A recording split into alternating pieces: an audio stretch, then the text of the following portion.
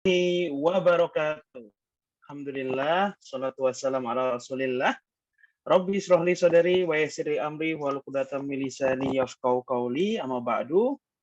Baik, apa kabar sobat satu asa sekalian? Ya, hari ini adalah hari kedua rangkaian webinar Lighting Up Ramadan Yayasan Satu Asa Peduli Bangsa yang kali ini kita bekerja sama dengan IZI, Inisiatif Zakat Indonesia, kemudian Gerai Safa, kemudian Fawa Bookstore, dan BreadTalk.id. Dan pada kesempatan hari ini kami juga mendapatkan media partner yaitu dari Teras Muda dan Rumah Dakwah. Pada kesempatan hari ini, di hari kedua atau di series kedua, web series webinar Yayasan Satu Asa Peduli Bangsa, kita akan mengadakan webinar terkait dengan persiapan Ramadan kita nih. Bagaimana tidak hanya secara ruhiyah, tapi juga secara jasadiah. Ya, insya Allah hari ini kita akan mendengar pemaparan dari seorang expert, ya, yaitu dari Dr. Andika Respati SPKO. Beliau merupakan dokter spesialis olahraga yang nantinya akan memberikan tema tentang preparing our Ramadan with a healthy lifestyle. Untuk memulai acara kita pada kesempatan hari ini, alangkah baiknya kita dengarkan terlebih dahulu ada pembacaan ayat suci Al-Quran yang akan disampaikan oleh Kak Lutfi. Kepada Kak Lutfi, kami persilahkan. Silahkan, Kak.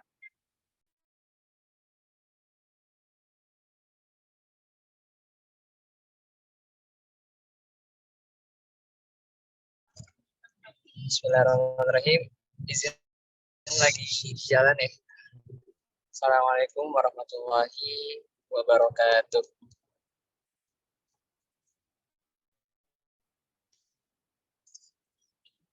A'udzu billahi minasyaitonir rajim. Bismillahirrahmanirrahim. يا أيها الذين آمنوا كتب عليكم الصيام كما كتب على الذين من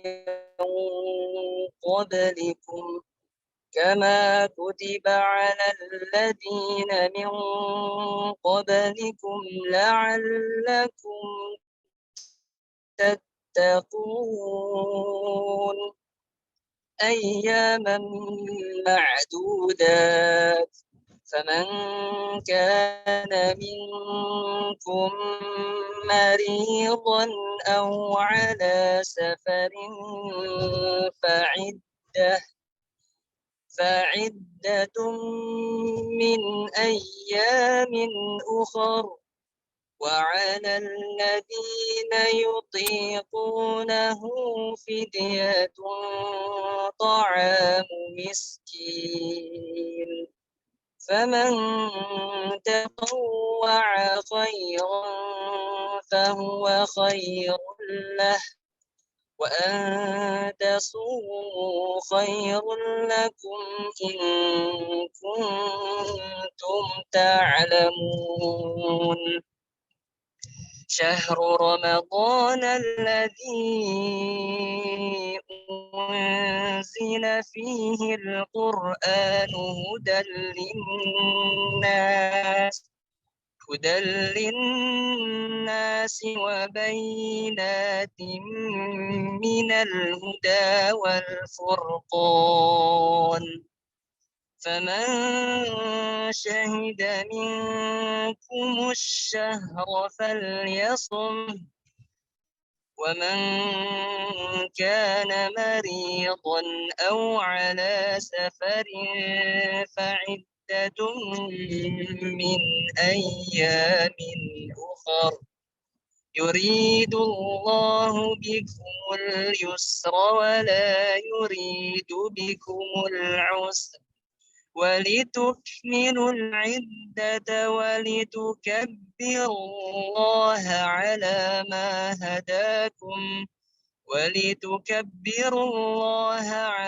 ما هداكم ولعلكم تشكرون. Sadaqallahul azim. Assalamualaikum warahmatullahi wabarakatuh. Waalaikumsalam warahmatullahi wabarakatuh. Terima kasih Kak Lutfi yang telah membuka acara pagi hari ini dengan membacakan ayat suci Al-Quran. Semoga yang membaca dan juga mendengarnya akan mendapatkan rahmat dan ridha dari Allah Subhanahu wa Ta'ala. Baik, sobat puasa sekalian, selanjutnya ya ada prakata yang insya Allah akan disampaikan oleh BPH 1 ASA yang kali ini akan disampaikan oleh Bapak Dimas Yamin. Kepada Bapak Dimas Yamin, kami persilahkan.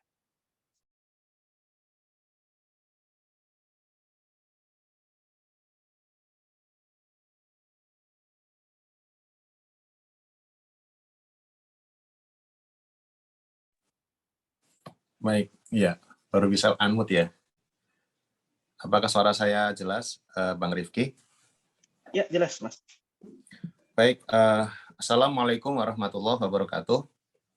Waalaikumsalam warahmatullahi wabarakatuh. Alhamdulillahirabbil alamin wa bihi nasta'inu ala umuri dunya waddin wassalatu wassalamu ala asrofil anbiya'i wal mursalin sayyidina Muhammadin wa ala alihi washabbihi wasallim. Asyhadu alla ilaha illallah wahdahu la syarikalah wa asyhadu anna Muhammadan abduhu wa rasuluhu la nabiyya ba'da. Yang saya hormati Dr. Andika Raspati, SPKO, yang alhamdulillah sudah join dari awal tadi sepertinya, dan mudah-mudahan Allah selalu lindungi beliau dan juga rahmati beliau dalam menyehatkan umat masyarakat insya Allah. Yang saya banggakan panitia Ziswaf, panitia acara hari ini, dan pengurus 1 ASA yang berperan. Kemudian yang saya cintai karena Allah, seluruh peserta, dan semua orang-orang yang cenderung kepada kebaikan yang pada hari ini ikut diberi kesempatan join di dalam webinar hari ini. Mari kita panjatkan puji syukur hanya kepada Allah Subhanahu wa Ta'ala yang telah memberikan kita betapa banyak kenikmatan yang tidak bisa kita hitung, dan insya Allah sebentar lagi mudah-mudahan Allah sampaikan kita kepada bulan suci yang paling utama di antara semua bulan, yaitu bulan Ramadan. Saya kira materi hari ini sangat baik, yaitu mempersiapkan Ramadan dengan gaya hidup sehat.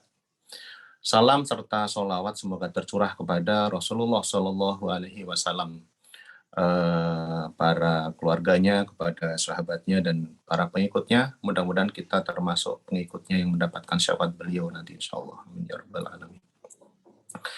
Berbicara tentang Rasulullah SAW, bagaimana beliau kondisi fisiknya sangat baik, ya, dan ketika Ramadan malah sangat dermawan, dan beberapa kali perang itu posisinya Ramadan, artinya kondisi fisik beliau sangat sehat, dan patut kita jadikan contoh pada hari ini bagaimana kita menghadapi Ramadan juga dengan kondisi sehat. Yayasan 1 ASA yang sudah berdiri sejak 2015, kurang lebih sudah 8 tahun, alhamdulillah mengikuti misinya, visinya, yaitu menjadi mitra terpercaya dalam mewujudkan pelajar yang berkarakter. Ini sangat erat kaitannya dengan kondisi-kondisi yang baik, yang sehat, yang kuat, gitu ya. Bagaimana kita sebagai para pelaku yang memiliki perhatian ya kepada kegiatan-kegiatan sosial, isu-isu sosial, khususnya dalam hal ini adalah remaja, pelajar, sudah sepantasnya para pengusung kebaikan ini kondisinya juga sehat. Jangan sampai kita melayani ya para orang-orang yang membutuhkan, kemudian juga orang-orang yang dalam kondisi sulit, tapi kita sendiri ternyata tidak memperhatikan kondisi kita sendiri, kesehatan kita sendiri. Betapa ketika datang ke misalnya sebuah kondisi bencana, ingin menolong, tapi kemudian kita sendiri kondisinya tidak sehat, malah ditolong. Jadi jangan sampai seperti itu. Mari kita belajar sehingga sekarang dan ke depan nanti kondisi kita selalu baik, selalu sehat, sehingga orang-orang yang kita bantu pun bantuannya semakin maksimal. Saya juga ucapkan terima kasih kepada para mitra dan juga sponsor yang telah ikut membantu dalam tercapainya kegiatan pada hari ini, dan insya Allah nanti seterusnya sampai kalau tidak salah tanggal 15 April ya. Jadi sampai masa-masa Ramadan pun kita akan terus mendapatkan materi-materi, tips-tips, kemudian ilmu-ilmu dari pembicara-pembicara yang hebat insya Allah.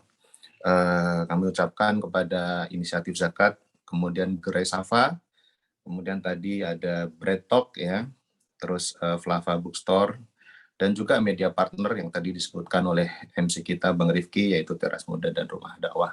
Semoga kita masih terus ke depan dapat saling bekerja sama, membawa kebaikan kepada masyarakat, dan pada khususnya adalah kalangan pelajar dan remaja yang semakin hari tantangannya semakin berat.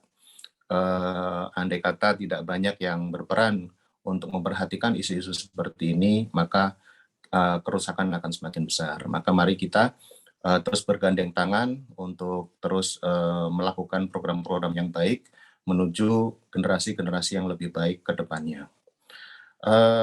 Saya mungkin hari ini mewakili PPH yang lain, Pak Direktur dan juga jajaran yang lain. Saya sebagai manajer SDM saat ini diamanahi. Tentunya perhatiannya adalah bagaimana ke aset-aset manusia. Jadi mari ilmu pada hari ini kita serap, kemudian kita praktekkan. Mudah-mudahan Allah Subhanahu wa Ta'ala memberikan kemudahan kita dalam menjalani ibadah Ramadan pada beberapa hari yang akan datang, yang akan kita laksanakan bersama.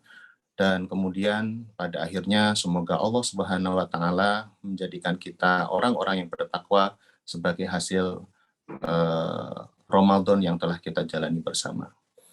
Saya kira itu Bang Rifki, pengantar dari saya. Mudah-mudahan acara ini dapat berjalan dengan baik pada hari ini dan Allah Subhanahu wa Ta'ala terus memberkahi kita dalam beramal. Mohon maaf apabila ada kekurangan. Terima kasih. Wassalamualaikum warahmatullahi wabarakatuh. Waalaikumsalam warahmatullahi wabarakatuh. Terima kasih Bapak Dimas Yamin yang telah memberikan perangkatannya untuk membuka acara kita pada kesempatan hari ini.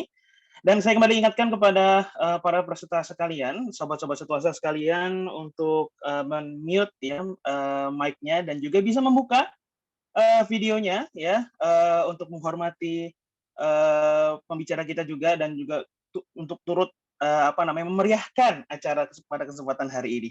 Ya, yang nanti di mana di akhir juga ya pastikan stay tune sampai akhir nanti karena nanti insya Allah akan ada door prize ya. Dan juga saya mengingatkan kembali juga kepada para peserta sekalian ya untuk terus mendukung acara ini dengan bisa melihat di Instagram dari Yayasan Situasa Peduli Bangsa dan mungkin bisa memberikan insight-nya nih untuk Yayasan Situasa Peduli Bangsa akan acara-acara yang nanti akan diadakan oleh Yayasan Situasa Peduli Bangsa. Baik, sebelum kita langsung ke acara inti kita, saya sedikit akan membacakan CV dari Dr. Andika. Ya, nama Dr. Andika Respati, SPKO. Beliau adalah dokter spesialis olahraga. Dan pendidikan beliau S1 Universitas Pajajaran, Sarjana Kedokteran. Wah, kita satu alma mater di anak-anak Jatinangor ya. Siap. Kemudian S2 di Universitas Indonesia, pendidikan spesialis dokter olahraga. Dan sampai sekarang beliau masih bertugas ya, menjadi dokter timnas PBISSI, ya, atau ICF Cycling, ya, Indonesia Cycling Federation. Dan juga beliau seorang konten kreator. Jadi kalau misalkan Sobat Situasa sekalian ingin melihat konten-konten terkait dengan keolahragaan, bisa langsung kepoin nih akun dari IG-nya Dr. Andika Respati SPKO. Baik, tanpa berpanjang kali lagi, tanpa berlama-lama, kita akan langsung mendengarkan paparan yang akan disampaikan oleh Dr. Andika Respati SPKO tentang Prepare Our Ramadan with Healthy Lifestyle. Kepada Dr. Andika, kami persilahkan. Ya, baik. Terima kasih, Bang Rifki. Assalamualaikum warahmatullahi wabarakatuh. Waalaikumsalam warahmatullahi wabarakatuh. Selamat pagi rekan-rekan, terus juga ada Pak Dimas ya. Salam Pak, hormat dari saya. Terima kasih sudah diundang nih di Situasa. Dan sebelumnya saya mau ngucapin, mohon maaf nih kalau agak kurang terang cahayanya karena kebetulan saya lagi di hotel, saya di Jogja, lagi di tempatnya anak-anak atlet timnas balap sepeda, lagi kunjungan. Kebetulan banget baru selesai, jadi masih di Jogja posisinya. Dan mudah-mudahan tidak mengurangi semangat kita untuk ngobrol hari ini. Dan hari ini saya diminta untuk membahas tentang bagaimana sih pola hidup yang tetap sehat bukan meskipun di bulan Ramadan. Karena begini maksudnya, meskipun kita lagi berpuasa nih nggak boleh gitu kita kemudian jadi malas-malesan gitu, karena ada yang bilang katanya kan kalau bulan puasa tidur aja ibadah gitu ya. Harusnya mikirnya gini, kalau memang benar tidur aja ibadah, apalagi kalau kita aktif bergerak untuk kebaikan, itu kan lebih besar lagi ibadahnya kan gitu gampang. Jadi kita akan membahas gimana caranya supaya kita puasa ini nggak jadi kaum rebahan saja ya. Izin Mas Rifki, saya mau ini ya, share screen ya. Ini, wah, langsung udah terima kasih aja nih. Nah, oke, apakah sudah terlihat dan sudah menjadi full screen sekarang, Mas Rifki? Sudah, Dok. Oke, nah ini dari bajunya kayaknya sama kayak bajunya Mas Rifki nih, warna putihnya. Jangan-jangan ini modelnya Mas Rifki sebenarnya, bukan? Jadi saya mau ngebahas tentang jurus anti mager. Kenapa namanya jurus ya? Bukan karena kita ngebahas persilatan, tapi memang ada tips-tipsnya, ada caranya. Ada nggak sembarangan gerak, nggak sembarangan beraktivitas, karena kalau salah malah jadi rugi, malah jadi salah, malah jadi berbahaya, dan akhirnya jadi ya itu kapok dan nggak mau bergerak lagi. Nah, ini tadi udah disampaikan sampaikan juga sama Bang Rifki. Makasih ya Bang Rifki sudah disampaikan.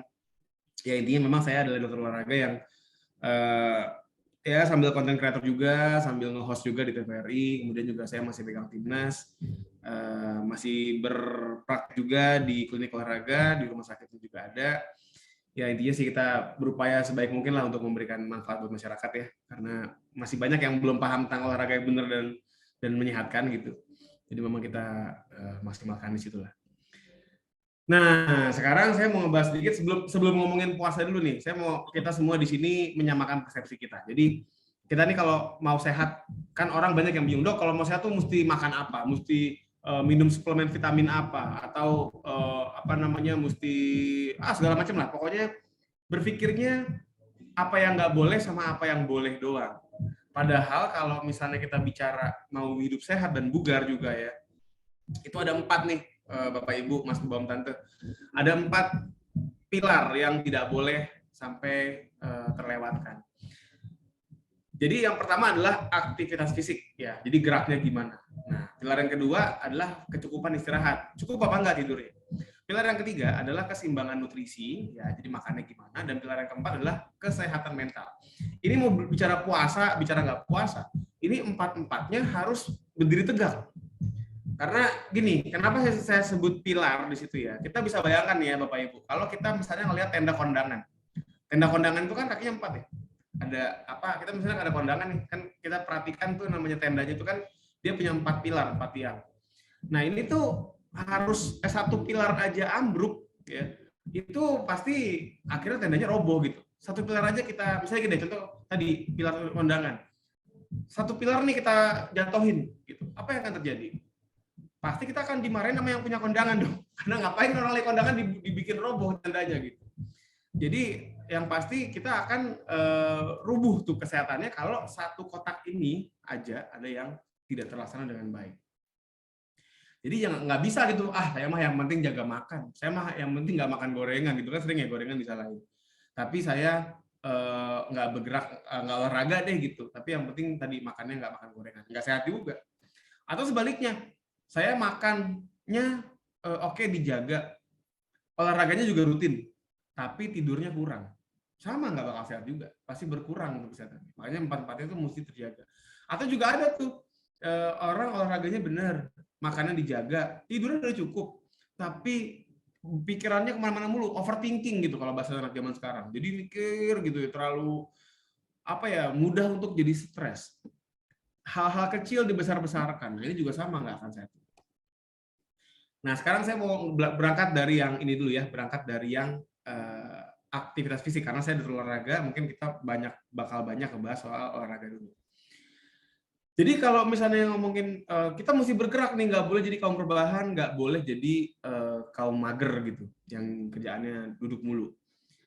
Orang pasti bertanya, Dok, kalau gitu saya gimana? Karena sebenarnya saya juga dibilang dipikir-pikir, saya tuh olahraganya rutin kok dok. Olahraganya ngapain? Cuci piring sama nyapu ngepel.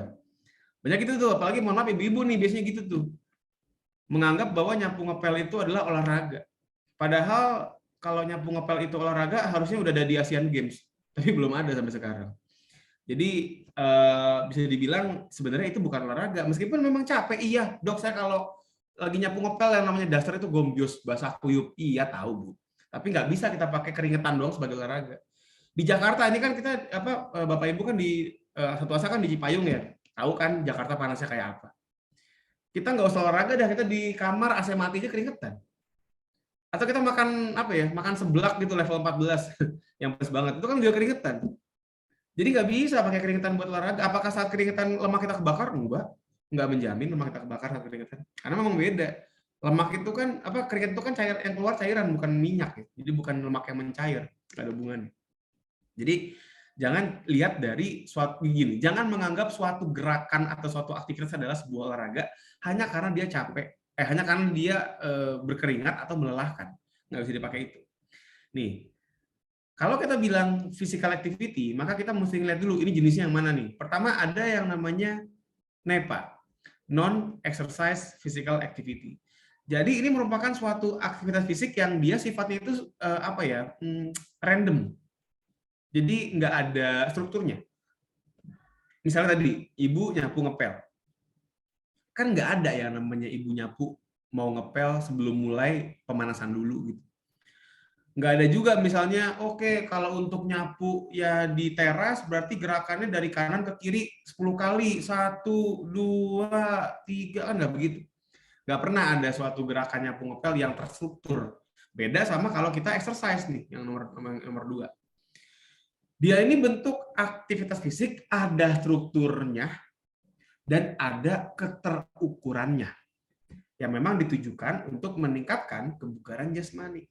Misalnya apa? Orang sepedahan, misalnya. Jadi dengan orang sepedahan begini kan bisa kita katakan berarti dia ini melakukan suatu tindakan atau aktivitas fisik yang terstruktur. Jadi misalnya orang sepedahan deh, sekarang kita lihat di Jakarta kan banyak sepedahan. Mereka memulai bersepeda dengan pemanasan dulu. Kemudian mereka masuk ke program inti sepedahannya dan mengakhiri bersepeda dengan sarapan bubur.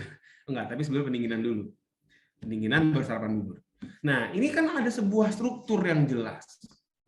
Makanya kenapa dia nggak sama dengan ibu-ibu yang nyapu ngepel di rumah. Nggak sama juga dengan misalnya yang ngomong cucu gitu, atau naik turun tangga deh, bapak-bapaknya mungkin kalau di kantor kan kadang kerjanya di lantai 2 gitu, mesti naik tangga turun tangga. Tapi kan nggak pernah diukur berapa menit naik tangga turun tangganya. Kemudian berapa cepat naik tangga turun tangganya. Apakah setengah berlari, apakah berjalan santai di atas tangga, nggak pernah diukur. Makanya itu bukan olahraga. Beda lagi sama yang namanya sport. Sport yang sifatnya itu olahraga permainan lah kalau bahasa gampangnya ya. Karena kan di Indonesia kan kalau olahraga itu kan ya semuanya yang namanya jogging, sepedahan, atau yang sifatnya kayak nih main volley gitu kan, main bola, main badminton. Itu kan semuanya adalah suatu olahraga. Tapi kalau di bahasa Inggris dibedain tuh, ada yang namanya sport, ada yang namanya exercise. Nah, bedanya apa? Kalau kita bicara olahraga atau sport, itu tuh kita bicaranya itu dia nggak bisa didosis. Beda sama orang sepedahan. Atau gini deh, saya ambil jalan sepeda mulu. Jalan pagi deh yang paling gampang. Orang kalau jalan pagi, itu kan dia bisa ngatur sendiri kecepatannya. Oke, saya mau jalan olahraga pagi ini jalannya secepat ini nih. Nah, segini nih, kecepatannya udah pas nih. Udah, pokoknya dia nggak perlu dengar kata orang, nggak perlu ngelihat orang lain, dia pokoknya buat badan dia yang pas gitu. Bisa didosis, bisa ditaker. Tapi kalau kita misalnya main futsal, main volley gitu, main badminton misalnya kan, banyak tuh main badminton kan, bulu tangkis, atau main tenis sekarang yang lagi hits. Kan tergantung lawannya gimana. Misalnya saya main badminton nih gitu kan, tapi lawannya mohon maaf perempuan gitu. Tapi lawan perempuannya Grecia Poli sama Apreni Rahayu berdua. Ya pasti saya kalah dong. Pasti saya bakal capek banget dong tuh di lapangan. Bakal bener-bener ngos-ngosan. Tiba-tiba Apreni Rahayu sama Grecia Poli pulang tuh. ya kan? Pulang diganti sama anak kelas 2 SD yang baru belajar megang raket. Main saya sama dia. Capek nggak saya? Capek, tapi capek hati paling. Karena mau mukul nggak nyampe, mau mukul nggak kena, kapan main ini saya. Akhirnya apa? Ya udah, tidak ada suatu bentuk gerak yang terdosiskan, karena bagaimanapun itu kita tergantung orang lain, tergantung permainan, tergantung atmosfer, ya kan. Beda tuh kalau kita main badminton, main biasa-biasa doang sama taruhan misalnya, atau jangan taruhan deh, dosa. Misalnya kompetisi lagi kejuaraan antar kantor. Nah itu, kayak gitu kan pasti beda, tergantung kompetisi. Jadi kita nggak bisa menakar, nggak bisa membuat patokan sebagaimana kita berarti sendiri. Nah, kalau kita pilih nih antara tiga ini, yang mana sih dok yang paling kita sarankan untuk membuat orang jadi lebih sehat dan lebih bugar? Sebenarnya nomor 2, bukan nomor 3. Jadi bukan, kalau orang ini dok, saya rutin olahraga main badminton seminggu 2 kali. Ya silahkan, boleh. Tapi bukan kemudian itu menjadi kunci untuk membugarkan tubuh, bukan. Makanya banyak malah kalau kita perhatikan orang-orang main badminton tiba-tiba di tengah lapangan pingsan. Bahkan ada yang, mohon maaf, meninggal gitu di tempat karena serangan jantung apa segala macam. Karena tadi kalau badminton kita nggak bisa naker. Tapi kalau kita bicara jogging sendirian gitu ya, nah itu kita bisa nakar. Tapi juga hati-hati, kadang-kadang yang namanya poin nomor 2 yang eksersis ini, sepedahan deh contoh misalnya. Itu karena zaman sekarang kan serba apa ya, kumpul-kumpul bareng gitu ya, guyup kalau kata orang. Termasuk misalnya berlari dan bersepeda. Bersepeda itu kadang-kadang mereka tuh rombongan harus saling nempel terus, nggak boleh ada yang ketinggalan. Kenapa? Karena kalau ketinggalan begitu nyampe garis finish itu di ledek ini bisa 3 hari 3 malam. Akhirnya apa? Orang-orang tuh semua berusaha untuk tetap nempel. Padahal yang namanya tingkat kebugaran orang beda-beda. Yang namanya tingkat kesehatan orang juga beda-beda. Jangankan ngomongin fisiknya, ngomongin sepedanya juga beda-beda. Itu orang yang sepedahan kencang dan enteng. Mungkin karena emang sepedanya enteng. Tapi masalahnya sepeda yang enteng itu berat nyicilnya. Jadi nggak semua orang punya sepeda yang enteng. Makanya kenapa akhirnya orang yang sepedanya mungkin lebih berat mencoba mengikuti dia. Dan saat orang ini nggak punya kebugaran yang baik, atau bahkan dia punya kondisi yang sebenarnya tanda kutip berbahaya untuk jantungnya misalnya, terjadilah itu, kolaps tengah jalan, pingsan, bahkan lagi-lagi meninggal juga. Jadi memang yang paling kita anjurkan sebenarnya yang nomor 2, tapi yang memang dosisnya itu sesuai sama tubuh kita, jangan ngikutin orang lain ya. Nah ini nih yang membuat suatu latihan fisik jadi dihitung sebagai sebuah latihan fisik yang benar. Ada strukturnya tadi kan, ada pemanasan, ada latihan inti, ada pendinginan, dan juga dia terukur, bisa diukur. Apa yang diukur? Pertama frekuensinya. Kita lihat nih, oke dalam seminggu berapa kali nih orang dia olahraga. Kalau mau sehat, memang anjurannya sampai saat ini adalah minimal 3 kali seminggu. Jadi kalau buat Bapak Ibu yang olahraga cuma pas weekend, yang pas CFD, ya daripada nggak sama sekali ya mending sih. Tapi bagusnya tambahin lah di weekday-nya. Misalnya Senin, Rabu, Sabtu, atau Selasa, Kamis, Minggu gitu. Intinya kita bikin jangan cuma numpuk di satu hari. Karena tubuhnya bingung tuh. Karena kan tubuh itu kan dia kan menjadi lebih kuat dan lebih sehat karena dia beradaptasi. Misalnya diajak lari nih, maka tubuh kita akan langsung bukan mikir sih ya, akan langsung membuat sikap gitu. Wah, tubuh kita kita diajak lari nih guys. Otot kita, jantung kita nih, kita berarti harus membentuk diri lebih kuat. Akhirnya apa? Mereka berubah tuh. Dari otot yang lemah jadi kuat. Jantungnya juga begitu, dari yang jantungnya lemah jadi kuat. Karena memang terpaksa, tanda kutip, mereka menyesuaikan. Tapi jadi bagus, jadi sehat. Tapi kalau misalnya kita bikin cuma hari Minggu doang, misalnya pas CFD, kita ngomongnya misalnya pas CFD lari gitu dok, ada kali misalnya 1 jam misalnya. Tapi begitu Senin sampai Sabtunya, itu dipakai rebahan doang. Ini tubuh bingung. Bingung dia kayak, oke hari Minggu kita dipakai lari ini, berarti kita mesti jadi orang yang kuat, otot yang kuat, jantung yang kuat. Tiba-tiba kok Senin sampai Sabtu rebahan doang nih orang gitu. Ini maunya apa? Akhirnya dia kempes lagi. Hari Minggu dipakai lagi, kuat lagi. Kok Senin sampai Sabtunya diem lagi, duduk mulu lagi, kempes lagi. jadi pelin-pelan, tubuhnya bingung. Akhirnya apa? Gagal adaptasi. Makanya kalau bisa jangan cuma pas hari Minggu. Bikin 3 kali seminggu, 4 kali seminggu ya. Kemudian intensitasnya juga diukur. Seberapa berat sih olahraganya, seberapa ringan sih, biasanya pakai apa? Kita pakai denyut nadi. Semakin tinggi denyut nadinya, maka kita bisa anggap dia makin berat. Ya. Atau gampangnya pakai napas. Semakin engos-engosan, maka kita anggap dia semakin berat. Ya. Jadi dilihat, oke hari ini saya mau olahraga yang ringan-ringan aja. Berarti jangan sampai ngos-ngosan. Kemudian time, waktunya juga dilihat. Kadang orang begini, oke saya mau ini olahraga jalan keliling komplek, tapi nggak pernah matok. Karena yang matok ayam. Aduh, enggak. Maksudnya gini, karena yang matok itu maksudnya gini, matok waktu. Matok waktu itu maksudnya lebih ke arah kayak, oke saya mau jalan pagi ini 30 menit misalnya.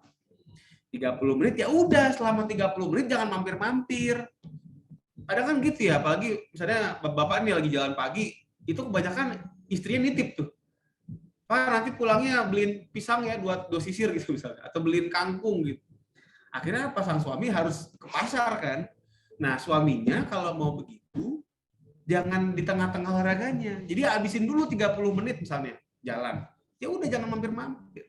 40 menit jalan, ya udah jangan mampir-mampir. Nanti begitu balik baru gitu kan mampir buat belanja. Misalnya ya di Senayan gitu kan ya.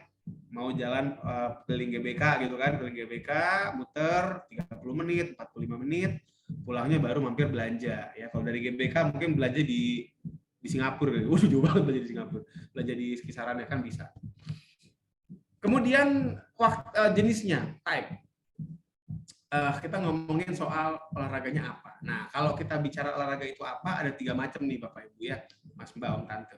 Yang pertama ada kardio. Kardio itu dia bentukannya lebih ke arah olahraga sifatnya buat jantung. Contohnya apa? Sepedahan, treadmillan gitu. Nah, ini kalau misalnya kita lihat karakternya olahraganya dia fokusnya sama jantung. Jadi memang dia tidak harus ngangkat berat-berat, nggak harus yang berkilo-kilo gitu angkatan bebannya. Tapi yang penting dia bikin ngos-ngosan, bikin nadi kita dak-dik-duk-der. Daya, aduh. Nah itu kita katakan dia olahraga kardio. Nah ada lagi nih yang namanya strengthening, otot. Cuman orang-orang itu kalau mikir otot itu identik dengan wah berarti ini untuk orang-orang yang doyan ke gym gitu, member fitness. Padahal ya enggak. Kan bisa nih. Nah, di rumah misalnya tuh ngangkat-ngangkat galon, enggak masalah. Jadi bisa nih kita pakai untuk melatih otot kita. Karena banyak orang yang salah nangkep gitu. Bukan salah nangkep ya apa ya? Tidak memahami lah bahwa yang namanya olahraga otot itu bukan cuma sekedar dipamerkan saja. Banyak orang ke gym membentuk ototnya supaya apa? Bisa pakai kaos yang ngepas, kaos yang ketat biar kelihatan kan, ototnya keren. Padahal itu bukan untuk dipamerkan saja tuh otot, tapi dia punya efek buat kesehatan banyak banget. Otot yang cukup besar, nggak harus gede banget kayak binaragawan atau binaragawati, enggak.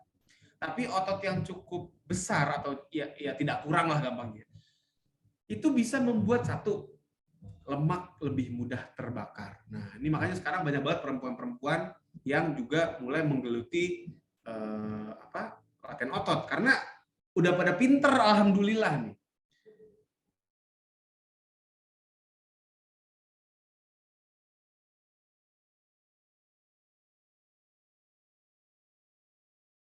Perempuan. Jadi nggak usah takut perempuan karena banyak banget itu manfaatnya buat ngebakar lemak. Jadi kalau misalnya kita perempuan pengen ngurangin lemak badannya, ya latihan beban. Jangan takut ntar badannya kayak cowok. Saya nggak pernah ngeliat perempuan ngangkat barbel tiba-tiba tumbuh jakun gitu jadi kayak cowok kan. Nggak pernah. Jadi nggak, tetap ya kita kerjakan juga latihan otot. Karena apa? Kita juga nggak mau jantungnya doang yang kuat. Pakai kardio, wah lari berpuluh-puluh kilometer nggak masalah. Maraton bisa finish. Tapi ototnya lemah. Sering begitu tuh. Banyak pelari-pelari kalau lari jauh sampai mana juga nggak capek dia. Tapi begitu ke Alfamart, dia mau narik pintunya aja nggak kuat itu. Karena apa? Pintunya itu tulisannya push. Jadi yang lemah bukan ototnya, bahasa Inggrisnya yang lemah. Nah, intinya gitu. Memang banyak yang memang dia itu nggak fokus sama ngelatih ototnya, tapi lebih ke arah jantungnya doang. Dan ini juga jadi nggak bugar dong, nggak bagus. Dan juga bisa pakai latihan kayak misalnya sit up ya. Ada lagi flexibility nih, dia kayak orang-orang yang stretching, orang-orang yang memang misalnya yoga, itu kan juga bisa kita pakai untuk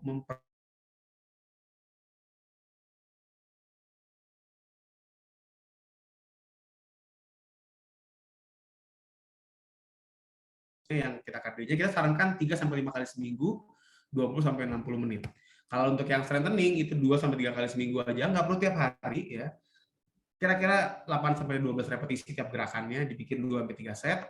Kalau kelenturan sih bisa tiap hari nggak masalah. Karena kan kita bicara latihan kelenturan, stretching doang mah.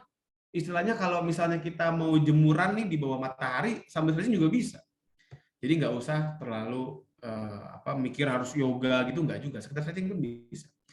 Nah, ini kita sarankan kalau bisa kita berlatih di intensitas sedang itu kurang lebih 150 menit dalam 1 minggu.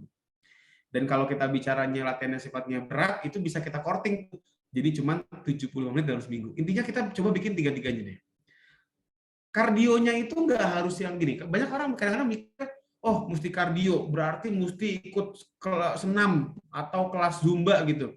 Ya nggak juga. Sebenarnya kan tadi kardio itu kan prinsipnya adalah bagaimana meningkatkan denyut nadi. Dengan jalan pagi aja, jalan keliling komplek, itu juga bisa disebut dengan kardio. Jadi tidak harus yang berat-berat, tidak harus yang tidak harus yang sampai keringetan gomis, ya. Dan juga sama, strengthening pun juga bisa tanpa alat pun bahkan. Bisa dengan sit up, push up, squat gitu kan di YouTube udah banyak sekarang, tapi hati-hati milih jangan sampai salah. Jangan sampai terlalu berat, ya. Sama tadi, flexibility cuma stretching doang juga bisa. Jadi memang sebenarnya sangat simpel sekali. Nah, kenapa kita mesti bisa gini? Kalau kita udah olahraga nih, sebisa mungkin juga jangan jumawa. Karena sering banget orang jumawa tuh gini. Paginya udah olahraga nih, ya. Pagi udah olahraga, siang, sore, malamnya dipakai buat rebahan. Nonton drakor misalnya. Nah, ini kayak gini-gini tuh nggak sehat juga. Kenapa? Karena kalau kita udah olahraga paginya, tapi siang, sore, malam kemudian kita nggak ngapa-ngapain, duduk mulu, itu juga bisa sama meningkatkan resiko penyakit juga rupanya. Termasuk jantung. Makanya kenapa sebenarnya kita, walaupun tadi saya ngomongin olahraga nih, saya istilahnya promosiin banget olahraga yang terukur, tapi juga nepanya ini tadi yang nyapu, ngepel, itu kerjain juga tetap. Pagi, siang, sore, malam kerjain juga. Jadi jangan sampai, oh tadi pagi udah olahraga, udah siang, sore, malam saya nggak mau nyapu, ngepel. Jangan, rumahnya ntar kotor. Tapi bukan soal itu doang. Tadi, supaya optimal. Terus exercise. Apa manfaatnya kalau misalnya kita nggak cuma nepa, tapi juga exercise juga? Dengan kita nambahin gerak dengan olahraga, maka satu, kita akan menambah kalori harian yang keluar. Ya kan? Jadi buat yang mau kurus, buat yang mau lebih langsing, itu bisa membantu banget. Terus imun sistem, imunitas, daya tahan tubuh, itu juga akan menjadi lebih baik. Kebahagiaan, jadi lebih happy. Kenapa? Karena orang olahraga itu keluar hormon endorfin namanya. Ini yang bikin orang-orang yang tadinya banyak pikiran, stres, jadi hilang, lupa sama stresnya. Yang lagi pusing, banyak utang, hilang, lupa sama utangnya. Jangan. Nah, kemudian kebugaran ya. Kebugaran ini juga penting karena kita pengen jangan cuma sehat tapi juga harus bugar. Kalau kita cuma sehat, Bapak Ibu, Mas Mbak Om Tante, kita cuma nggak sakit. Jadi nggak ada penyakit, udah. Tapi mungkin aja banyak orang yang dia itu gampang capek meskipun sehat, ya kan. Pulang kantor gitu kan, anaknya ngajakin main, nggak kuat. Kemudian juga baru jalan dikit, udah ngos-ngosan. Ini merupakan tanda bahwa dia nggak bugar. Meskipun mungkin dia sehat, nggak punya penyakit. Tapi ini nggak bagus, karena kalau kita lihat yang namanya orang sehat sama orang bugar, itu lebih panjang umur ya. Ini insya Allah, ini namanya penelitian ya. Kita nggak bisa bilang, oh udah pasti meninggal lebih lama gitu, nggak tahu, namanya umur nggak ada yang tahu. Tapi kan kalau misalnya kita bilang, penelitian, kita mau ngomong sesuatu hal, itu kan kita lihatnya penelitian gitu. Apakah dia fakta atau mitos atau teori doang. Penelitiannya mengatakan bahwa orang yang bugar itu lebih panjang umur daripada orang yang sehat doang. Jadi ada 2 kelompok nih, ikutin tuh sampai 40 tahunan. 2 kelompok orang ini, yang pertama orang-orangnya isinya orang-orang sehat doang, tapi nggak bugar. Jadi nggak punya penyakit, nggak kencing manis, nggak punya penyakit hipertensi, nggak punya. Tapi tadi nggak bugar badannya, gampang capek, gampang pegel-pegel. Yang satu lagi sehat dan bugar. Begitu diikutin 46 tahun, ada yang 45 tahun juga, kok ini orang-orang yang sehat tapi tidak bugar badannya, yang cuma sekedar sehat, kok meninggal duluan ya? Sementara yang sebaliknya, orang-orang yang sehat dan juga bugar, badannya terlatih, kebentuk gitu, meninggalnya belakangan semua.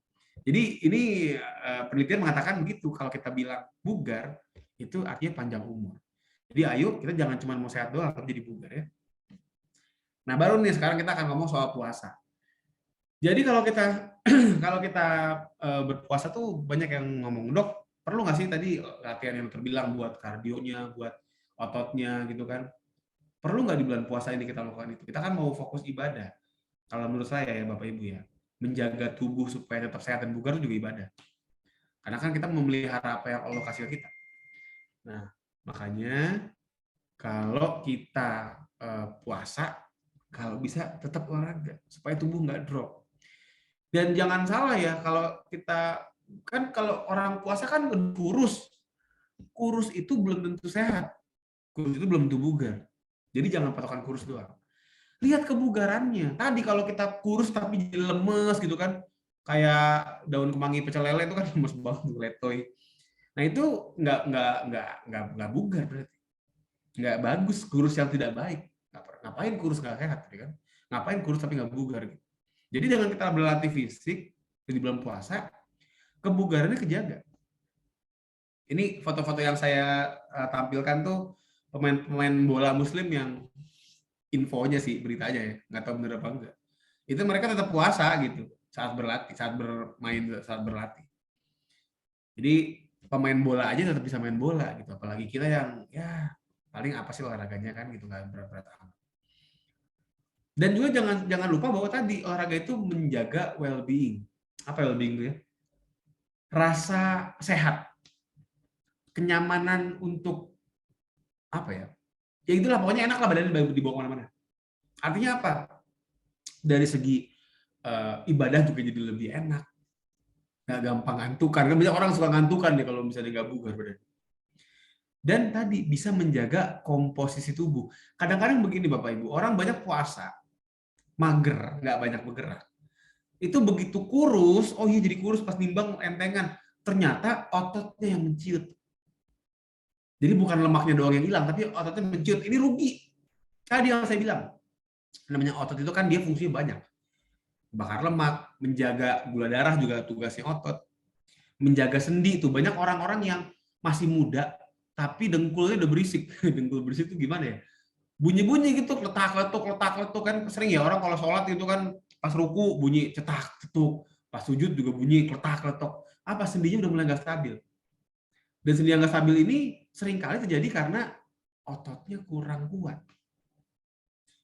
Dan kalau kita mager, tadi kita punya otot bakal kempes. Makanya jangan sampai. Makanya kita mesti ngejaga supaya komposisi tubuh kita terjaga termasuk pas ototnya. Tadi juga sama tuh, mental supaya lebih seger ya, jadi lebih enak lah buat ibadah juga. Masalahnya adalah di bulan puasa itu ada perubahan suplai energi dan cairan. Kita nggak makan nih selama berapa? Berarti 12 jaman, nggak lebih dong, 14 jaman. Kurang lebih sekitar 14 jaman kita nggak makan, nggak minum. Artinya apa? Suplai energi terbatas. Suplai cairan juga terbatas.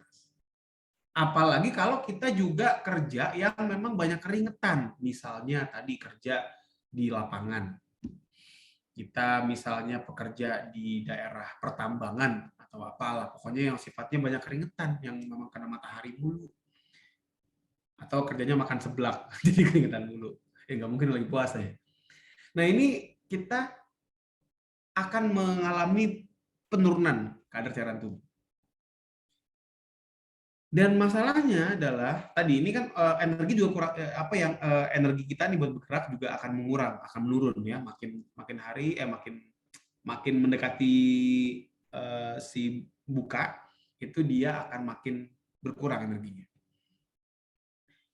Dan masalahnya kalau kita mau olahraga, ya kita nih harus tahu dulu nih konsep olahraganya. Kalau kita berolahraga, apalagi olahraganya berat, ya itu kita butuh karbohidrat, butuh glikogen namanya. Glikogen itu adalah cadangan karbohidrat yang bisa dipakai buat energi bergerak di otot sama di liver. Itu makin lama tuh makin kecil, makin nipis dia, makin habis karena nggak makan. Jadi kalau kita olahraganya itu dia yang berat, itu dia akan agak berat memang, agak susah karena energinya udah habis. Kan ada lemak ya, bisa aja pakai lemak, tapi sulit. Orang kalau mau olahraga berat pakai lemak buat dibakar, itu butuh penyesuaian, butuh adaptasi dulu. Jadi memang kita mesti lihat bahwa wah ini kita punya energi nih mulai tipis di jam-jam 4, jam 5 itu glikogen makin nggak ada, makin sedikit. Makanya kenapa kita mesti bisa disesuaikan. Tadi ya olahraga yang ngos-ngosan itu dia butuhnya sugar, butuh gula, butuh cadangan energi karbohidrat. Makanya kenapa saya bikin ada 3. Ini kayaknya ada yang nyoret-nyoret nih ya. Jadi ketutupan tulisan saya, tapi kalau bisa baca ya. Pilihan waktu 1 itu pertama setelah sahur. Ya, setelah sahur, kenapa? Pertama, sisi positifnya itu adalah dia cadangan energinya masih tinggi. Tadi, kembali lagi soal karbohidrat. Karbohidrat itu dia masih banyak saat habis sahur. Jadi mau olahraga kayak apa juga bisa. Kan masih full tank bensinnya.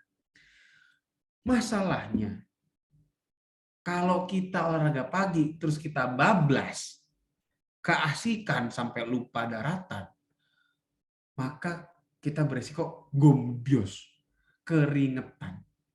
Dan kalau keringetan, itu kita harus menahan sampai maghrib. Kita mesti nunggu jam buka puasa, itu rasanya kayak nunggu THR, lama tidak datang-datang. Jadi kita mesti bisa jaga diri, jangan sampai olahraganya terlalu berkeringat. Jadi sarannya adalah coba kita pakai baju yang lebih tipis. Kemudian kita bikin di indoor aja deh, pakai AC, boleh. Olahraga pakai AC nggak masalah. Supaya apa? Supaya nggak keringetan banyak. Dan mungkin durasinya nggak usah terlalu panjang, supaya nggak juga terlalu banyak keringetan keluar. Jadi begitu olahraga beres, ya udah nggak kehausan gitu, karena cairannya nggak banyak keluar. Kalau saya jujur, saya pribadi ini bulan puasa ini saya mau nyobain. Saya biasanya olahraga menjelang buka, tapi per tahun ini insya Allah rencananya saya mau coba untuk setelah sahur. Karena saya udah nemuin ada tempat gym di dekat rumah yang memang dingin tempatnya, dan saya udah nyobain saya bisa tanpa keringetan. Jadi ya udah, di situ cocok banget. Kalau kita takut keringetan dan kemudian takut haus dan lama nunggu bukanya, maka kita punya opsi kedua. Opsi kedua adalah menjelang buka puasa. Enaknya menjelang buka puasa ini adalah kita bisa minum setelah latihan selesai. Ya kan udah buka kan. Tapi memang jangan gini, jangan salah juga. Misalnya oke, saya mau olahraga sebelum buka supaya setelah selesai olahraga saya bisa langsung minum. Dia start lari jam 4 sore. Tiba-tiba jam 4.45 udah kehausan. Udah kelamaan dong nunggunya. Jadi kalau bisa bikinnya mundurnya pelan-pelan. Oke, misalnya 20 menit dulu deh menjelang buka. Oh, aman nih. Besoknya 30 menit menjelang buka. Oh, masih aman nih. Besoknya 40 menit menjelang buka. Oh, mulai kering nih di menit-menit 38 gitu kan. Udah. Berarti artinya kita bikin 40 menit sebelum buka gitu. Jangan jadi dibikin mundur. Nah, cuman minusnya adalah jam-jam segini jam-jam kritis, jam-jam rawan. Kenapa? Tadi yang saya bilang, cadangan energinya lagi tipis-tipisnya itu udah lama nggak makan. Jadi satu, karbonya lagi rendah, yang kedua, kita lagi dehidrasi. Dan ini kalau kita latihan yang terlalu berat, kita bisa cedera karena udah mulai nggak konsen kan. Apa namanya, kan ada tuh iklannya tuh kan, kalau kurang minum jadi gagal fokus, nggak bisa konsentrasi. Emang bener. Jadi memang untuk yang waktu kedua ini saya sarankan jangan yang berat karena beresiko. Jadi main yang ringan aja. Karena tadi kalau ingat, kalau kita berat kita butuh gula, butuh karbo lah, karbonya nggak ada, orang udah habis, mau udah lama nggak makan kan. Jadi main santai aja, jalan sore gitu kan. Ya kalau yang masih muda masih kuat, jogging tipis-tipis boleh, atau sepedahan santai, yang ringan-ringan. Ada lagi nih pilihan ketiga setelah buka puasa. Ini positifnya kita udah makan, udah minum juga, udah seger, nggak dehidrasi, dan di tengah-tengah olahraga pun mau minum bisa gitu. Jadi udah bebas. Masalahnya, waktu sempit. Ada sholat taraweh, dan banyak dari kita yang memang pengennya di masjid tarawehnya jemaah. Kalau kita nunggu habis taraweh, kemalaman, mau tidur jam berapa? Jadi waktu yang ada itu menurut saya adalah antara buka puasa sampai sholat azan isya. Pendek waktunya, tapi bisa kita isi dengan yang memang sifatnya ya 20 menit, 25 menit. Jadi kuncinya itu adalah pas takjil jangan kalap. Banyak orang yang takjil itu langsung balas dendam, udah kayak nggak makan minum dari PAUD. Jadi wah, langsung semua masuk, sampai kembung perutnya. Kalau sudah kembung, kan nunggunya lama ya. Boro-boro ngejar sebelum isya, kadang terawih aja masih kembung perutnya. Jadi nggak bisa kalau memang kita mau ngejar waktu itu, ya takjil sekedarnya aja. Misalnya apa? Minum jus, atau misalnya ya kurma gitu, sama air putih. Kan udah mulai ngisi lagi tuh ya, ada tambahan lagi dikit mungkin bisa macam-macam lah. Kita pakai roti, kayak pokoknya yang gampang dicerna. Besok kita sholat maghrib, nunggu bangsa-bangsa ya 20 menitan misalnya. Udah kita olahraga tuh. Nanti ya olahraganya pendek-pendek aja, bangsa-bangsa 20 menit lagi, nanti udah tuh, habis itu tinggal mandi misalnya, bisa masjid. Jadi memang begitu. Kalau mau, karena kalau misalnya mau selesai olahraga, selesai tarawih kan, wah pasti jam, apalagi yang dapat 23 rakaat tuh, bisa olahraga jam 9 malam. Jadi jangan terlalu malam juga nggak bagus. Atau ada lagi nih Bapak Ibu, ini aliran keempat nih, ini mazhab baru lagi nih saya lihat. Jadi olahraganya itu sebelum sahur. Tapi bukan jeleknya. Resikonya gini, kalau kita sebelum sahur, artinya kita mesti bangun lebih awal. Kalau misalnya kita bangun lebih awal, konsekuensinya kita nggak bisa tidur terlalu malam. Karena apa? Udah mana tidurnya malam, bangunnya awal, takutnya tidurnya kurang. Jadi kalau mau nyobain sebelum sahur, ya berarti habis. Mungkin tarawehnya pilih masjid yang 8 rakaat, sama witir jadi 11, kemudian tidur langsung. Nah ini paling begitu jadinya. Kalau mau ambil salah. Tapi saya sih jujur saya kurang begitu setuju, karena kenyataannya orang susah mau tidur cepat di bulan Ramadan, susah. Karena belum ntar habis taraweh masih lapar mau makan lagi. Habis makan nggak boleh langsung tidur. Jadi kalau dia tidur jam 10 misalnya, jam 2 udah bangun, ya berarti cuma 4 jam tidur. Sayang orang ya. Nah ini penyesuaian lainnya ya, jadi tadi nutrisi jangan sampai lupa. Sahur sama buka harus optimal. Ingat yang namanya puasa itu kita sebenarnya bukan mengurangi makan. Puasa itu kita menggeser jam makan. Itu harus tahu.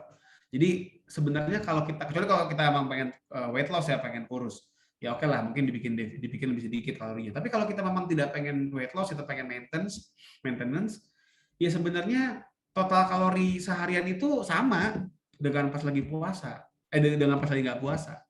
Termasuk kebutuhan proteinnya, lemaknya, karbonya, vitamin, mineralnya gitu ya. Jadi jangan skip sahur sama bukanya. Terus tadi lihat cuaca. Oh, oke. Pagi-pagi saya mau jogging biar nggak keringetan, tapi di luar lagi terik mataharinya lumayan nih kayaknya anget nih. Ya jangan dipaksain. Mendingan indoor ya yang dingin. Pakaian sesuai nih. Ya, saya sangat tidak mendukung adanya orang olahraga pakai jaket plastik. Ya banyak banget saya lihat tuh orang lari diplastikin, udah kayak gorengan. Jadi nggak bagus gitu. Kenapa? Karena tadi mindsetnya masih keringetan, nggak perlu. Olahraga banyak keringetan bukannya bagus, itu malah bahaya, bikin dehidrasi. Jadi nggak perlu. Dan olahraga tadi saya bilang kan udah kita obrolin tadi ya. Bukan keringetnya yang dilihat, nggak perlu. Ya kita ngejar keringet nggak perlu. Jadi santai aja, make it light, bikin yang ringan-ringan aja, nggak usah ngotot ya. Bulan puasa itu bulannya kita untuk dari segi olahraga maksudnya, untuk mempertahankan, bukan untuk pengen meningkatkan biar lebih kuat, enggak. Sekedar ngejaga aja. Terakhir nih, jaga nutrisi ya, jangan skip sahur. Nih, jadi tetap gizi seimbang itu diperhatikan. Karbonya, proteinnya, lemaknya, vitaminnya, mineral, serat, airnya juga. Maksud cairan ya, cairan kan 8 gelas sehari.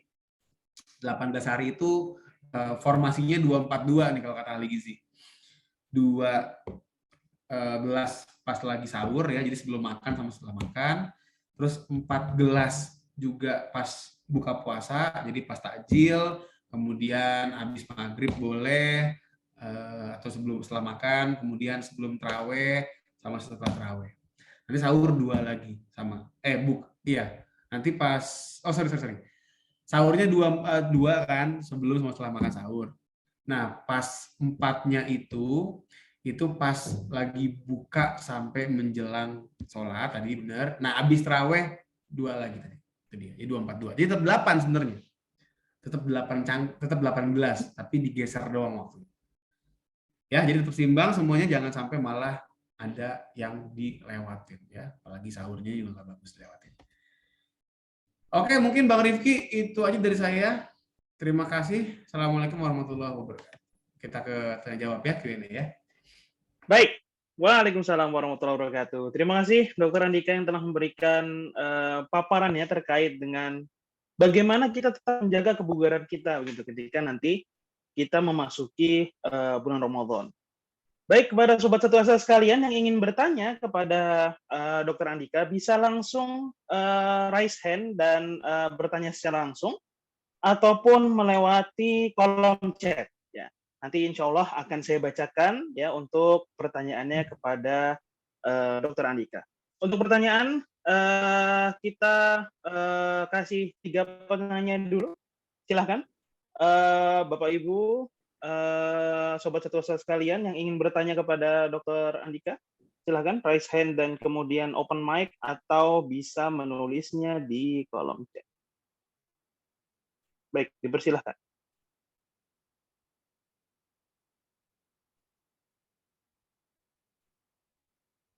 Baik, Dok. Ini sudah ada satu penanya, Dok. Ya.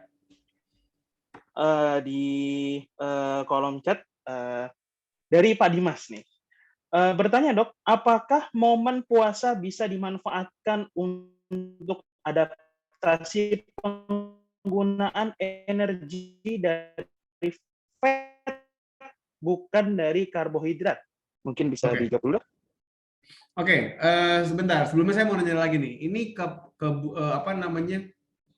kebutuhan pertanyaannya itu untuk apa? Apakah memang untuk bicara olahraga atau untuk gaya hidup ketogenik? Karena gini, kalau bicara penggunaan energi dari fat ke gula itu tidak semua organ tubuh bisa menggunakan zat lemak, ya. Jadi banyak orang-orang yang mengambil gaya hidup ketogenik gitu ya, yang memang nggak makan karbo, makannya lemak doang. Itu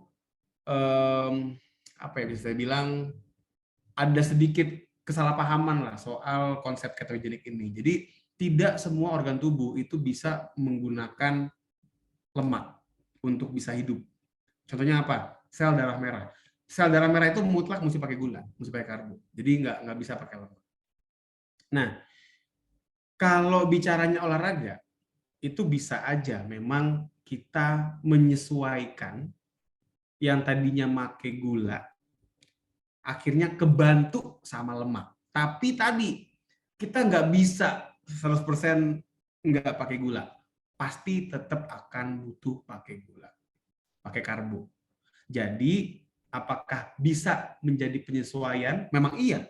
Nanti akan ada penyesuaian itu pas lagi bulan puasa, tubuh akan shifting lebih banyak pakai lemaknya. Banyaknya maksudnya apa? Lebih banyak dari sebelumnya.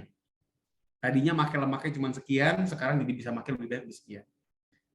Jadi jawabannya bisa, tapi sekali lagi tadi untuk bisa membuat tubuh kita benar-benar pakai energi dari lemak saja itu impossible. Jadi saya pribadi bukan termasuk pendukung ketogenic diet yang banyak beredar di masyarakat ya, karena banyaknya udah mulai salah tuh ininya persepsinya. Dan kalau kita mau berolahraga supaya nanti makin lama di bulan puasanya makin nyesuaiin sama lemak, itu bisa. Tapi ntar setelah bulan puasa, menurut saya nggak ada salahnya. Kita tetap balikin lagi ke gaya hidup kita, dengan karbo pun kita butuh gitu. Asalkan seimbang, karbonya nggak kebanyakan. Jadi jawabannya apakah bisa? Bisa, tapi bukan untuk menjadikan tubuh kita independen dari atau tidak bergantung dengan karbo. Kita tetap butuh karbo bagaimana juga. Kita mungkin Bang Fikri. Siap. Dan kita beralih ke pertanyaan selanjutnya nih, Dok. Ya. Ada yang bertanya, Dok, saya ibu usia 33 tahun. Mulai intens olahraga atau latihan lari selama 1 bulan terakhir kurang lebih 2-3 kilo dengan intensitas 2 kali dalam sepekan. Untuk adaptasi saat awal-awal Ramadan, latihan lari yang sesuai apakah dibuat tetap atau dikurangi dulu intensitasnya supaya tidak mengganggu kegiatan ibadah puasa juga? Ya, oke. Ada beberapa hal yang perlu saya lurusin nih Bang Rifki. Tadi kan yang pertama Ibu siapa namanya? Ibu Ita. Ibu Ita. Pertama gini Bu Ita, yang namanya intensitas itu bukan frekuensi. Jadi 2 kali seminggu itu bukan intensitasnya, itu namanya frekuensi. Jadi kalau kita bicara frekuensi 2-3 kali seminggu itu oke, ya kalau bisa 3 kali seminggu ya. Terus juga sama dengan jarak 2-3 km. Saya nggak bisa nilai ini Bu, karena saya nggak tahu panjang kaki Bu Ita berapa. Karena kalau kita bicara kilometer, kita kan mesti tahu panjang kakinya berapa ya. Makanya nggak usah ngitungin kilometer. Jadi yang namanya orang jogging atau orang lari atau jalan kaki tidak perlu menghiraukan kilometernya, kecuali emang pengen ikutan race, pengen balap lari, pengen ikutan event-event lari, itu bisa, kita perlu hitung jarak. Tapi sekedar jadi sehat, membugarkan tubuh, mau ngurangin lemak, yang dilihat bukan kilometernya. Yang dilihat adalah durasinya. Berapa lama larinya? 20 menit kah? 30 menit kah? Dengan kecepatan tadi tuh, intensitasnya ini maksudnya yang sesuai. Gimana tahu kesesuainya? Bukan kilometer juga, lihat denyut nadinya. Berapa kali per menit gitu ya. Kalau berapa kali per menit kita mesti lihat umurnya Bu Ita berapa, kemudian bagaimana kebiasaan olahraganya. Kalau sebulan lari, jangan-jangan bulan-bulan kemarinnya juga udah rutin olahraga gitu kan, mungkin udah balap karung misalnya olahraganya, kita nggak tahu. Nah jadi dengan kita bicara jarak dan juga waktu, dengan jarak dan juga tadi frekuensi, saya belum bisa kegambar nih. Ini 2-3 kilo ini Bu Ita berapa lama durasinya ya? Terus juga nadinya berapa? Atau ngos-ngosannya sengos-ngosan apa? Kalau kita bicara larinya beneran lari ya, itu saya bisa anggap ini lumayan berat berarti. Oke lah, kita masuk intensitasnya ringan, sedang atau berat. 2-3 kilo ya tadi. Ya, kalau saya bisa kira-kira mungkin dapatnya mungkin 30 menitan kali misalnya. Atau 20 menitan, saya nggak tahu. Tergantung Bu Ita. Nah, bulan puasa, saran saya begini, kalau Bu Ita masih pengen lari 20-30 menitan, itu resiko ausnya cukup gede Bu Ita. Jadi kalau mau lari atau mau kardio dengan durasi yang agak lumayan, apalagi outdoor di luar ya, sifatnya dia memang ada terik matahari, nggak bisa pakai AC kan, kita nggak mungkin lari bawa AC kan. Nah itu bikin sore aja Bu Ita. Bikin sore, menjelang buka, cobain start dari 30 menit atau 20 menit deh sebelum beduk. Jadi kalau bisa Bu Ita siapin tajil dulu kali gitu kan, biar di rumah pada ada tajilnya, baru tuh muter. Keliling komplek lari ya. Jadi ntar kalau udah 20 menit udah oke, mundur 30 menit sebelum buka. Oke, dan mungkin larinya nggak usah kita ngurangin intensitas itu, maksudnya bukan ngurangin frekuensi. Frekuensinya tetap Bu, kalau bisa malah ditambah. Jadi tadi 2-3 kali, boleh tuh kalau mau dibikin 3 kali atau 4 kali. Tapi ya tadi kita bicaranya mungkin kecepatannya yang dikurangi. Kalau bicara lari nih, intensitasnya itu maksudnya bukan frekuensinya, tapi kecepatan larinya atau rutenya, jangan yang nanjak misalnya. Jadi bikin yang memang flat, terus nggak usah terlalu ngebut larinya, santai aja.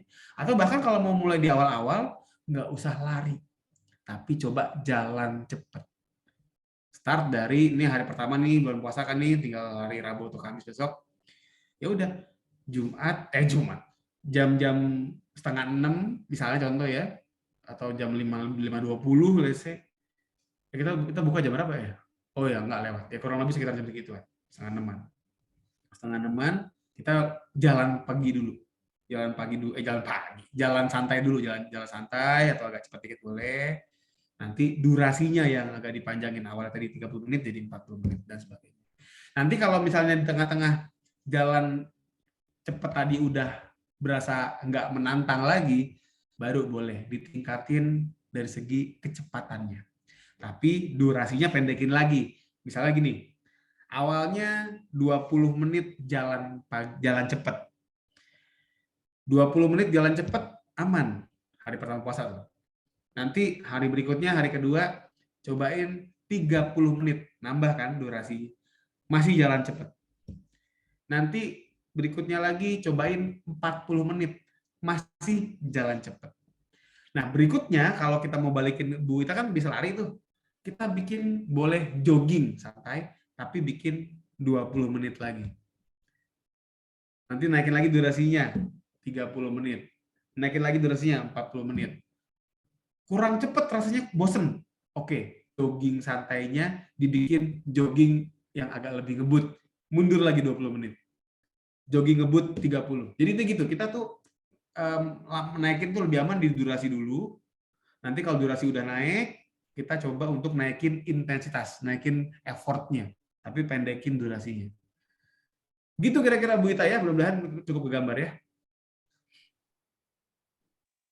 Baik, semoga terjawab ya Ibu Ita, karena ini ternyata beliau ini ada evaluasi lari dok, katanya dok, dari kantornya 5 kilo ya di bulan Juni nanti. Ya, kalau bulan Juni kan masih lama Bu Ita. Bu Ita kalau misalnya sehat, umurnya juga masih cukup belia, nggak senior amat, itu bulan Juni itu masih panjang. Kita masih Lebaran aja bulan April, Mei, Juni, masih 2 bulan 5 kilo aja saya rasa. Kalau kantornya Bu Ita bukan kantor khusus pelari, harusnya aman-aman aja. Baik, kita beranjak ke yang raise hand dulu ya, sobat satu asa sekalian. Ini ada Ibu Alia. Silakan Bu Alia. Terima kasih atas kesempatannya. Dok Dika izin bertanya, kalau saya ini udah biasa lari, kami ini ibu-ibu gitu ya, ada saya dengan juga komunitas sama-sama ibu-ibu juga. Bagaimana kalau ingin momen Ramadan ini ingin juga sekaligus weight loss gitu. Nah, di mana sebagai catatan aja intensitas frekuensi olahraga kami ini lari 3 kali, kemudian ada strength trainingnya kurang lebih 2 kali, lalu 1 kali lari itu long run ya, udah gitu ada juga fitness gitu. Jadi strength training bisa upper lower, bisa juga yang lain cardio dan sebagainya, ada juga fitness biasanya itu macam-macam lah, antara angkat beban, weightlifting juga, TRX dan sebagainya gitu dok. Nah, bentar, Bu, fitness itu sebenarnya salah kaprah Bu. Oh iya. Di gym, maksud saya di gym gitu, pakai PT gitu lah dok, pakai PT lah gitu ya. Nah ini untuk Ramadan ini karena tujuannya pengen weight loss gitu dok, saya bingung dalam hal mengatur intensitas ataupun frekuensinya. kira-kira mana yang perlu dikurangi dan bagaimana dengan nutrisinya gitu. Apakah saya harus juga ngurangi nutrisi atau bagaimana? Mungkin bisa ada tips-tipsnya. Mungkin ada di sini juga ada yang juga pengen weight loss juga. Paham. Terima kasih. Ya, baik Bu. Jadi gini, sebenarnya kalau kita bicara weight loss kan kita mesti bisa melihat bagaimana Ibu Alia ini makan sehari-hari. Karena kan sebenarnya konsep orang weight loss itu bukan dilihat dari olahraganya apa, Bu. Bukan olahraganya tuh kalau lari begini bisa nggak sih weight loss? Apapun olahraganya, selama kita itu bisa bikin kalori harian kita defisit, maka kita akan menjadi weight loss. Nah, olahraganya udah mantep banget itu tadi Bu Alia kan, apalagi tadi seneng lari tuh. Kalau saya perhatikan Ibu lari di pantai berarti ya? Itu kan belakangnya pantai. Nah, jadi sebenarnya kalau saya lihat olahraganya, kalau Ibu Alia kalau lari berarti selain long run berapa menit? Berapa lama? Ini karena saya lagi trainingnya buat Pokari nanti, saya nggak mau ngambil HM, jadi kemarin long run terjauhnya 16 kilo. Terus Kalau yang di luar long run-nya? Yang di luarnya 7-8 kilo sih dok, easy run aja. Easy run 7-8 kilo, 2-3 kali sehari. Iya, sebenarnya gini, kalau 7-8 kilo, berarti kalau dibikin easy, bangsa-bangsa berapa? PC Ibu berapa sekarang? Pace saya kalau yang buat easy run itu di 7.30. Kalau yang long run 8. Oke, berarti kalau gitu 7-8 kilo bangsa-bangsa berapa? 40 menitan gitu ya? Iya ya kayaknya dok. Kurang lebih 40 menitan. Kurang lebih ya. Kalau easy run mungkin 40 menitan saya masih bisa sarankan di ini Bu, di menjelang buka. Jadi buat yang non long run-nya menjelang buka. Nah, cuman memang long run-nya nih agak-agak PR nih. Long run-nya kita juga mesti, kalau anak-anak komunitas biasanya long run-nya habis buka. Karena long run itu butuh karbo, Bu. Dan kalau kita bicaranya puasa itu tuh kan menjelang buka itu kan karbo masih makin tipis. Jadi memang kita bisa kalau menjelang buka kita tidak menyarankan pada orang yang nggak terbiasa ya, beda kalau atlet mungkin udah biasa ya udah.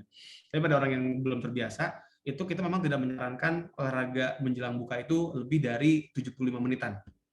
Jadi karena gini, kita udah masuk 75 menitan ke atas tuh udah sejam setengah, itu tubuh udah depend sama gula tuh, udah mulai makin tipis. Nah ini yang kita tidak sarankan. Jadi memang kalau bisa dimaksimalkan, kalau ini untuk tadi ya, mereka yang masih belum terbiasa, bukan atlet, masih adaptasi, untuk menjelang buka kita batasi olahraga sore itu menjelang buka 60 sampai 75 lah. Mentok-mentok 60 75. Nah, ini boleh tetap dikerjain kayak biasa. Silakan ya. Kalaupun memang akan ada pengurangan, mungkin akan berkurang di segi intensity, dari segi pace, kecepatan larinya. Jadi mungkin jaraknya akan agak menurun. Dengan waktu yang sama, kita kurangin pace, berarti kan mau nggak mau jaraknya lebih sedikit. That's okay, nggak apa-apa. Kalau menurutku nggak masalah. Karena prinsipnya tadi yang namanya puasa itu kita targetnya bukan untuk meningkatkan performance, lebih kalah mempertahankan performance. Nah, untuk long run-nya tadi, kalau saya sih memang sebenarnya saranin malam. Ya, artinya malam supaya apa tadi harapannya tidak mengganggu puasa. Artinya dia tidak membuat kita lemas pas long run, tapi kalau dibikin pagi, walaupun energi karbonya masih banyak, tapi kan takutnya haus ya.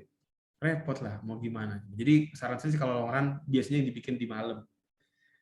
Nah, untuk weight loss tadi, sebenarnya gini Bu, kita nih nggak ngapa-ngapain aja. Secara penelitian, orang yang berpuasa di bulan Ramadan sebulan penuh, itu bakal weight loss.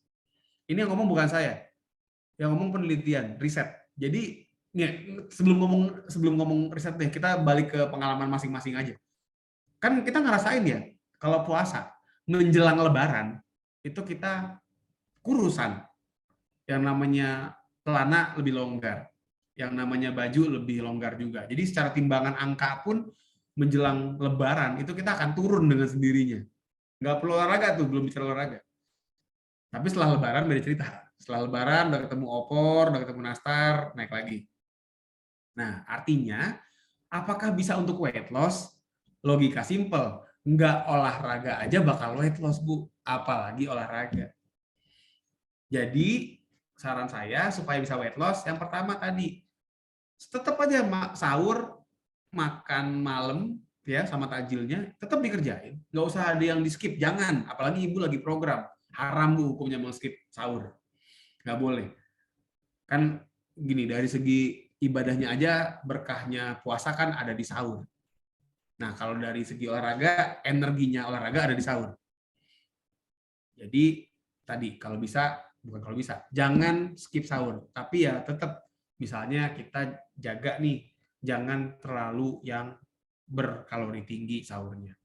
Jangan lupa juga seratnya. Banyak orang yang berpikir, oh saya karena mau olahraga atau mau aktivitas fisik berat, maka saya pas sahur itu mesti makan yang banyak atau manis-manis biar gulanya kejaga. Bukan itu masalahnya. Yang jadi perhatian adalah seratnya cukup apa enggak. Karena kita kalau misalnya makan gula kebanyakan tanpa ada serat yang cukup, maka dia cuman naik bohong di awal doang, gue lihat. Dia naik di awal doang, terus kemudian dia drop. Makanya kenapa sahur jangan lupa seratnya. Supaya glycemic index-nya atau serapan gulanya tidak langsung naik, turun lagi. Ya. Jadi gitu, jawabannya bisa banget. Ya, tapi memang tadi selain sahurnya, pas buka puasanya juga tidak boleh kalap. Kadang-kadang orang berbuka dengan yang manis, langsung pesan sop buah 2 mangkok. Nah ini juga nggak bagus. Karena ya sama tadi, kita sebenarnya butuh gulanya nggak sebanyak itu. Apalagi kalau udah bicara sop buah itu kan udah ada kental manisnya, itu gulanya gula doang gitu istilahnya, nggak ada nutrisinya. Jadi akhirnya apa tidak memenuhi kebutuhan gizi yang terkuras, malah terlalu banyak asupan gula sehingga akhirnya tadi disimpan lemak dan akhirnya gagal weight loss atau malah jadi lemak sih, bukan jadi sumber energi, jadi lemak malah. Jadi maaf dok, yang tadi banyak serat itu maksudnya karbo kompleks atau sayur-sayuran? Gini, karbo kompleks boleh, tapi juga kalau memang kita mau pakai sayur juga silakan. Jadi kan namanya glycemic index itu kan dia adalah suatu gabungan, bukan cuma karbonya doang yang dilihat. Kan gini, kadang-kadang kita kepikirannya, oh karbo kompleks, misalnya kebayangnya, sebenarnya gini, nasi pun karbo kompleks. Tapi kan kalau misalnya kita tambahkan dengan serat gitu kan, entah nasinya kita ubah nasi merah atau kita nambahin sayur-sayuran, maka kan nanti secara glycemic index akan lebih rendah lagi dibanding nasi putih yang nggak pakai sayur. Jadi kita kejarnya begitu, karbo kompleks, tambahan serat dengan tambahan sayur misalnya atau buah, ya apalagi buah kan juga mengandung banyak cairan tuh, kita bisa ngebantu juga tuh buat asupan cairan di saat sahur. Gitu, jadi silakan lakukan tadi yang sudah kita buat. Untuk strengthening, kalau saran saya strengthening sebenarnya tadi enaknya kalau nggak pagi habis sahur ya strengtheningnya, atau sama malam habis buka. Itu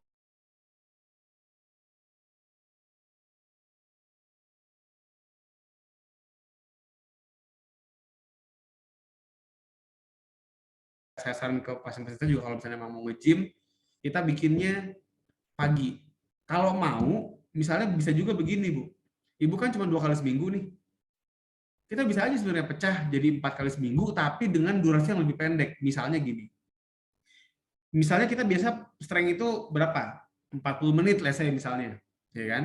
40 menit. Upper lower 40 menit. Bikin 2 kali seminggu. Kita bikin aja, misalnya Senin 20 menit upper doang. Besoknya 20 menit lower doang. Nanti besoknya lagi uppernya doangnya lagi, atau tambah core deh, biar nggak lupa core. Nanti berikutnya lagi 20 menit. Jadi kita bisa olahraga tanpa kelamaan durasinya sehingga resiko dehidrasi karena keringatan lebih minim. Gitu. Jadi kalau saya sih lebih senang gitu di pagi, nggak terlalu lama, tapi lebih sering dalam 1 minggu. Karena kan sebenarnya kita kalau bicara latihan strengthening kan kita mau ngembangin otot. Nah, ngembangin otot ini kan konsepnya adalah kita kasih pembebanan, kita istirahatin dulu jeda 1 hari atau 2 hari, lakukan lagi yang sama gerakannya. Artinya untuk menstimulus otot yang sama. Nah, ini kan ya bisa upper lower 4 kali seminggu, tapi cuma 20 menitan. Enggak lama. Jadi gitu mungkin Bu Alia, ke gambar nggak kira-kira? Iya dok, makasih banyak dok. Sama dengan Sanati. Lancar Bu ya pokarinya ya. Semoga mendapatkan PB yang diharapkan. Ya, sudah terjawab ya Ibu Alia. Alhamdulillah di konsultasi langsung sama dokter Timnas ini. Tapi Timnas itu sepeda. Baik dok. Ya, iya. Mungkin mohon maaf pertanyaan lain saya agak selak sedikit karena masih agak nyambung sedikit nih. Terkait tadi Bu Alia membahas tentang long run dan juga untuk latihan ya. Kalau saya bukan long run sih, long ride. Oh, sekaligus Jadi juga. saya mau nanya, terkait dengan kan nanti di Ramadan ini ada Audax Night Ride ya dok ya. Audax. Jadi menurut dokter sendiri tadi kan sempat membahas tentang olahraga di malam hari gitu. Untuk Audax sendiri itu bagaimana dok? Kita karena kan bukan atlet ya, kita hanya hobis gitu ya, yang latihannya pun juga kadang naik turun gitu ya, kadang bisa fondo gitu ya, kadang cuma 20-30 kilo gitu ya untuk latihan gitu. Untuk nanti kan apalagi ketika itu kan startnya Ba'da Isya, kemudian COT-nya nanti jam 12 malam dan kita juga belum tahu nih bakal 85 kilo atau mungkin bisa 100 kilo gitu dok. Ya, dan tadi sempat dibahas untuk olahraga di malam hari itu nanti waktu tidur kita dan sebagainya. Ini mohon pencerahannya dok. Jadi gini Mas Rifki, kita ini kalau begadang sekali, insya Allah kan nggak kenapa-napa sebenarnya. Artinya ya kita lagi ada nonton bola gitu kan, bisa kan begadang gitu.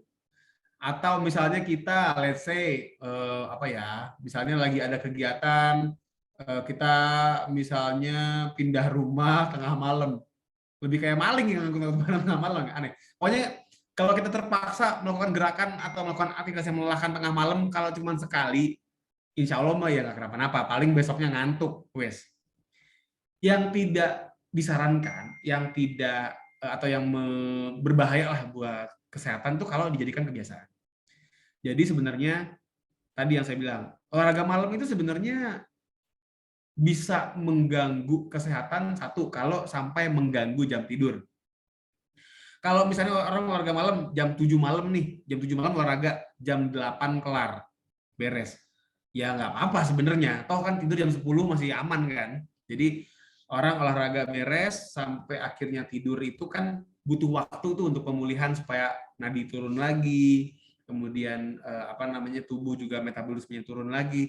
Itu kalau orangnya cukup terbiasa, harusnya dalam 2 jam tuh udah aman. Jadi selesai jam 8 malam, jam 10 tuh udah bisa tidur dengan nyenyak harusnya. Kalau dia udah oke nih adaptasi badannya. Jadi kalau misalnya olahraga malam tapi kita bisa pastikan si tidur kita nggak keganggu, ya itu nggak apa-apa sebenarnya. Tapi yang jadi masalah adalah kalau kita olahraga terlalu malam sampai jam tidur kita tergeser waktunya, atau secara kualitas jadi turun gara-gara tubuhnya meskipun matanya merem, tapi tubuhnya masih metabolisme tinggi gara-gara efek pasca latihannya. Nah, tadi hal ini kalau dilakukan berhari-hari, berkali-kali, berbulan-bulan, bahkan bertahun-tahun, lama-lama jantung, pembuluh darahnya itu jadi jelek. Makanya kenapa saya tidak menganjurkan olahraga malam yang terlalu malam dan dijadikan kebiasaan. Tapi kalau ngomongin Audax,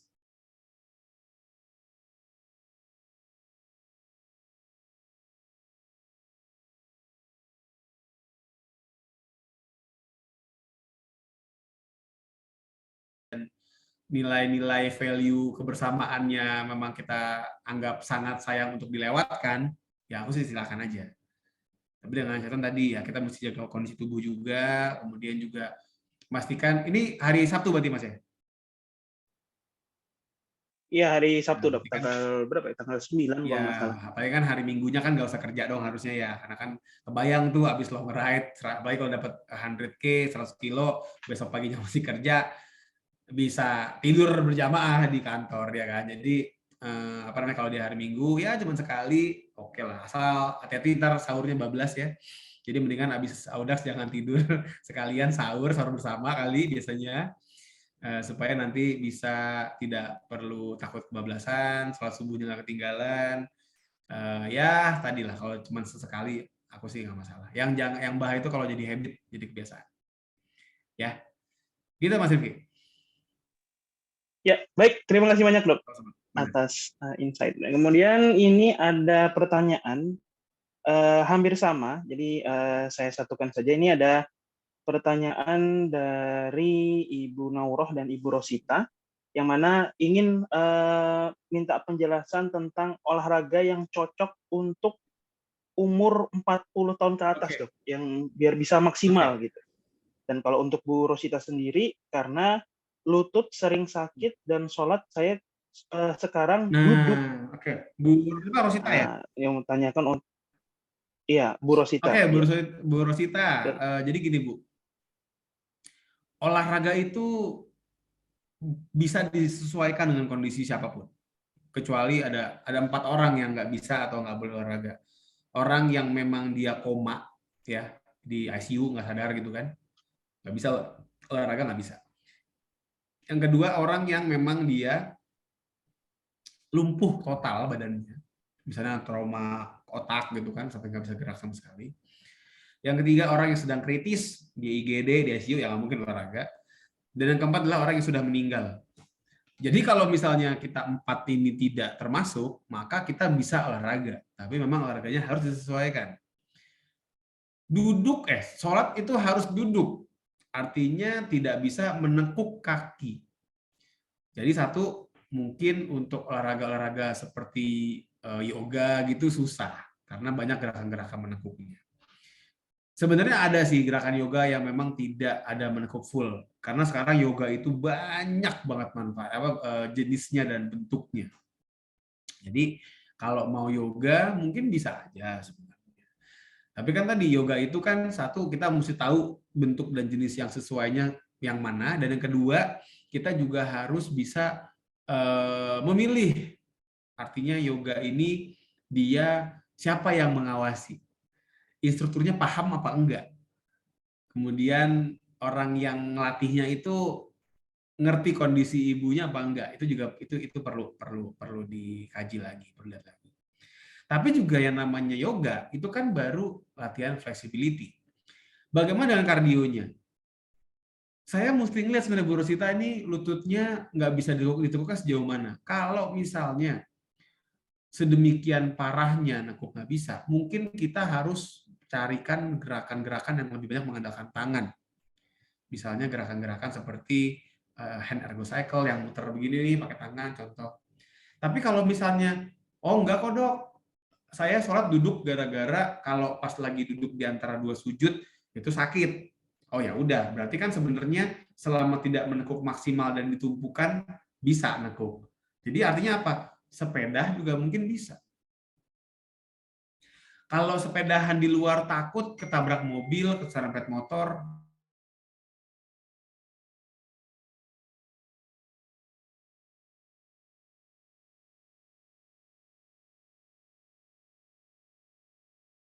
atau kalau misalnya memang ternyata dengan berjalan kaki tidak menimbulkan nyeri, maka bisa Ibu kardionya berjalan kaki.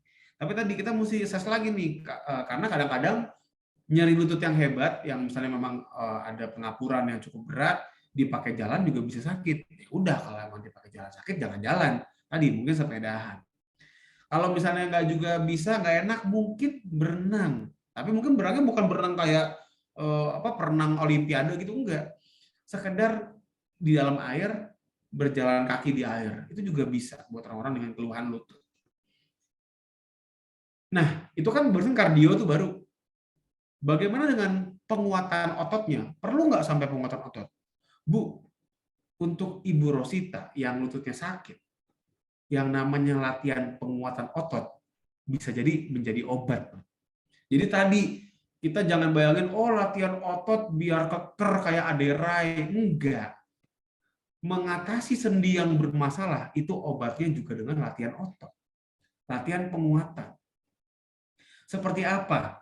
Dengan sekedar duduk nih, ya kita duduk begini di kursi, terus kakinya kita angkat ke atas pelan-pelan. Jadi di kursi nih kita duduk begini kan, kakinya kita gini-giniin ke atas, gitu, nendang-nendang pelan-pelan aja.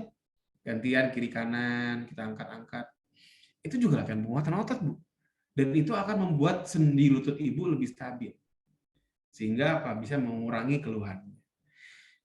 Tapi memang gini Bu, agak sulit saya untuk bisa memberikan porsinya Bu Rosita karena saya nggak ngelihat kondisi Bu Rosita. Jadi kalau mau lebih tepat, lebih pas, saya sarankan Ibu ya bisa konsul sih ya, bisa konsul. Kalau bicara olahraganya apa, bisa ke kami dokter olahraga ya, atau memang kalau nggak ada yang dekat olahraganya di dekat rumah, saya bisa juga ke dokter rehab medik, spesialis kedokteran fisik dan rehabilitasi KFR atau ya orang bilangnya rehab medik, supaya bisa lebih pas Bu Rosita ya. Jadi tapi kurang lebih gambaran begitu. Olahraganya bisa dicarikan yang tidak banyak hentakan, namanya low impact, yang nggak banyak menghentak-hentak. Sama ditambah dengan latihan penguatan otot dan juga ruang gerak tadi. Sama juga tuh Bu, ditekuk kakinya pelan-pelan kalau lagi tiduran, dilipat lututnya ditekuk pelan-pelan, lurusin lagi, kanan juga begitu. Itu juga bagus buat membantu ngebalikin supaya nggak kaku ototnya. Tapi sekali lagi Bu, izin kalau mau boleh saran lebih baik ketemu sama dokter dulu, sama saya juga boleh atau sama teman-teman sejawat saya yang lain biar lebih pas dosisnya. Ya, gitu mungkin Mas Rifki. Baik, dan kemudian mungkin ini pertanyaan terakhir ya, karena kita mengingat waktu juga. Ada pertanyaan, Dok, olahraga habis sahur misalkan, ya, jogging kecil-kecilan lalu keringetan. Mungkin ini sahurnya sebelum subuh ya? Ya. Ya memang sebelum subuh. Terus mandi boleh nggak, Dok? Ya oke.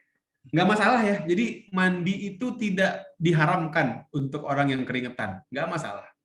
Nggak masalah. Jadi yang namanya mandi saat keringetan itu tidak berbahaya buat tubuh. Bikin masuk angin enggak, bikin panuan juga enggak. Banyak tuh mitos itu bikin panuan lah, bikin masuk angin. Jawabannya tidak. Jadi nggak masalah mandi saat keringetan. Cuman memang begini. Orang kalau keringetan itu artinya kan tubuhnya masih bermetabolisme untuk melepas panas. Kalau dia mandi, seringkali itu belum selesai tuh, panasnya masih ada dalam tubuh. Jadi dia akan akhirnya apa? Keringetan lagi. Jadi biasanya orang yang mandi saat keringetan, ujung-ujungnya mandi 2 kali. Karena dia ngerasa masih lepek badannya. Jadi bahaya dari mandi saat keringetan adalah boros air. Udah itu doang. Yang lainnya sih nggak masalah. Ya. Baik. Ya, baik para sobat satu asa sekalian, mohon maaf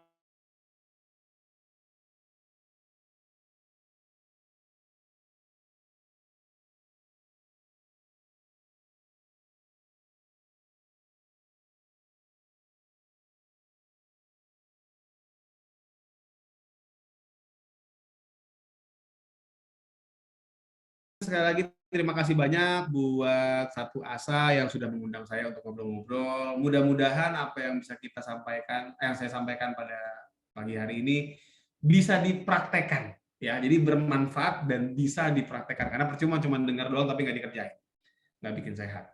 Jadi silakan Bapak Ibu, Mas Mbak, Om Tante, dilakukan apa yang tadi sudah kita diskusi ini.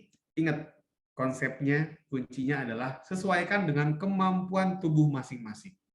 Dan ingat juga, di saat bulan puasa, itu ada yang namanya fase adaptasi dulu. Jadi jangan terburu-buru, apalagi 10 hari pertama tuh biasanya ya, yang terasa masih agak berat, atau seminggu lah paling enggak.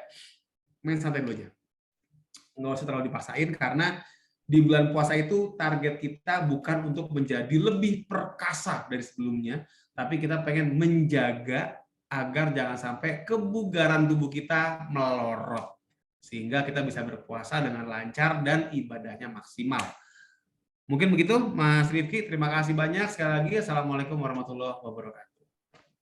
Waalaikumsalam warahmatullahi wabarakatuh. Terima kasih banyak Dr. Andika atas insight-nya kepada kita semua pada kesempatan hari ini, dan semoga ilmunya tambah bermanfaat lagi, Dok, tambah berkah lagi, dan Allah Subhanahu wa taala selalu melindungi Dr. Andika beserta keluarga. Amin. Terima kasih banyak, Dok. Makasih ya Mas Rifki ya. Makasih juga semuanya ya. Mari. Ya. Assalamualaikum.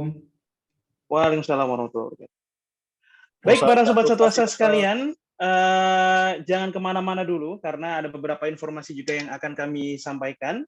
Dan kembali lagi bahwa acara ini terlaksana atas berkat kerjasama kita semuanya, dan juga atas support dari beberapa sponsor, yaitu ada Inisiatif Zakat Indonesia, Gerai Safa, Flava Bookstore, dan Breadtalk.id. Dan juga ada beberapa media partner, yaitu Teras Muda dan Rumah Dakwah. Baik, Sobat Satuasa sekalian, sebelum kita akhiri webinar seri kedua pada kesempatan hari ini, kita akan mengadakan foto bersama. Silakan para Sobat Satuasa sekalian yang berkenan untuk mengeluarkan wajahnya, silahkan dikeluarkan wajahnya, dan nanti sehabis foto bersama ini akan saya sampaikan siapa yang memenangkan door prize-nya pada kesempatan hari ini. Baik, silahkan tim untuk mengambil aba-aba untuk foto bersama. Siapa kali ini yang ingin mengambil fotonya, mengcapture fotonya?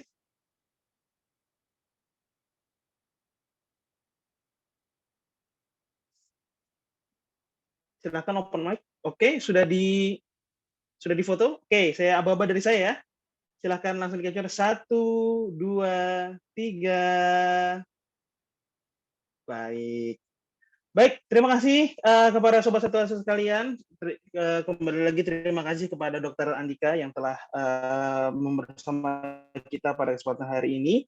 Untuk pemenang door prize nih, untuk pemenang door prize kali ini adalah Ibu Alia tadi yang benarnya, ya. Selamat kepada Ibu Alia dan nanti bisa menghubungi Kak Nanda ya di yang melambaikan tangan ini. Silahkan Ibu menghubungi Kak Nanda dan nanti mendapatkan door prize. Baik, terima kasih. Untuk itu kita sudah berada di penghujung acara kita pada kesempatan hari ini dan nantikan web series atau webinar series Satuasa selanjutnya yang insya Allah selanjutnya akan diisi oleh Dr. ya, Dr. Oni Syahroni. Masya Allah, beliau adalah pakar muamalah ya, dan ekonomi syariah yang nanti akan membahas tentang seluk-beluk zakat, infak, dan sodakoh. Baik, untuk itu marilah sebelum kita tutup acara kita pada kesempatan ini, kita sama-sama membacakan doa penutup majelis. Subhanakallahumma wa bihamdika asyhadu an la ilaha illa anta astaghfiruka wa atubu ilaik. Sekali lagi saya ucapkan terima kasih pada semua pendukung ya, dan jangan lupa kepoin juga ya Instagramnya Satu Asa dan kemudian berikan insight-nya kepada kami semuanya ya. Dan ada, kalau Bapak Ibu sekalian ingin berdonasi sudah dituliskan di kolom chat semuanya, atau bisa nanti klik di IG Satu Asa Peduli Bangsa. Baik, untuk itu saya selaku MC Rifki mohon pamit, mohon maaf jika ada salah-salah kata ya. Dan